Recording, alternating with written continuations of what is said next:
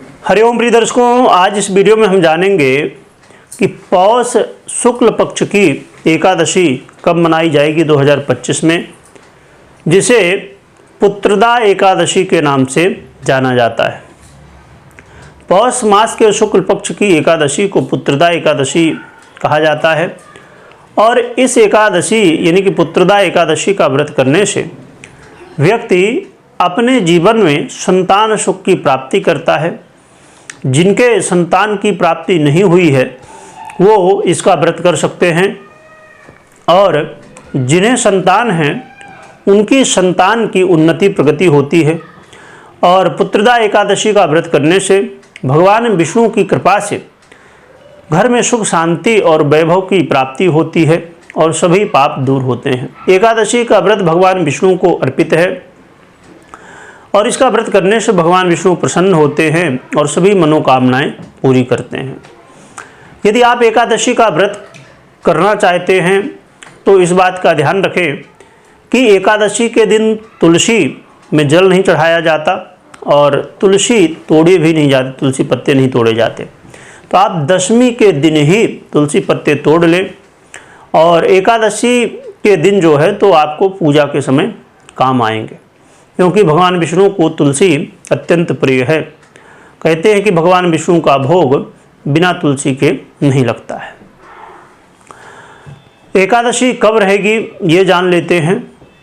तो एकादशी 9 तारीख को दोपहर में 12:22 से प्रारंभ होगी और फिर 10 तारीख को 10:20 तक एकादशी रहेगी।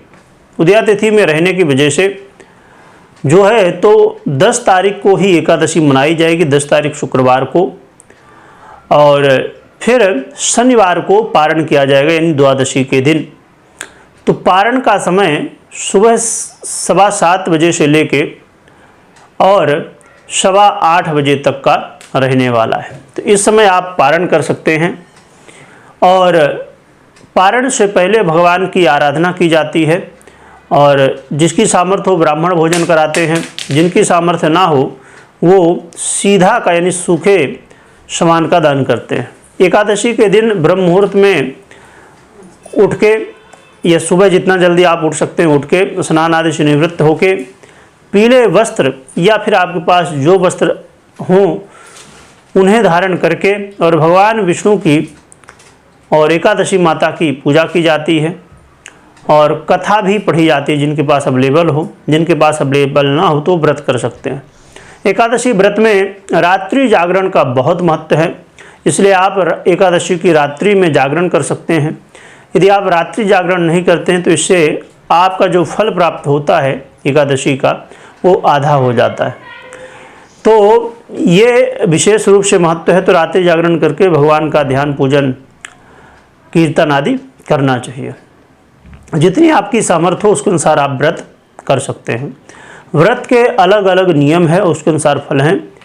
सबसे यदि श्रेष्ठ और पूर्ण रूप से फल की बात की जाए तो यदि आप दशमी के दिन मध्याह्न का भोजन करके फिर संध्या काल यानी रात्रि का भोजन ना करें और फिर एकादशी का व्रत रखें और द्वादशी के दिन पारण करें बिना अन्न जल के, ये पहला नियम हो गया। फिर दूसरा नियम ये है कि आप अन्न ले सकते हैं और ये आप मात्र जल ले सकते हैं, अन्न नहीं ले सकते हैं। अन्न तो ऐसे भी वर्जित होता है, फलाहार भी ना लें, मात्र जल ले लें।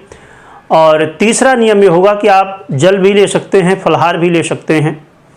इसके अलावा कुछ लोग कि जिनके सामर्थ्य या शरीर साथ नहीं देता वो लोग एकादशी के दिन व्रत रखते हैं, द्वादशी के दिन जो है तो सुबह फिर पारण करते। और जिनकी इतनी भी सामर्थ्य ना हो तो एकादशी के दिन व्रत रखें, खाली जैसे जिस दिन 10 तारीख को एकादशी है तो उस दिन सुबह स्नान आदि से निवृत्त हो जाए, व्रत रख लें और फिर यानी कि सूर्य अस्त के बाद फिर जो है तो पारण कर लेते हैं।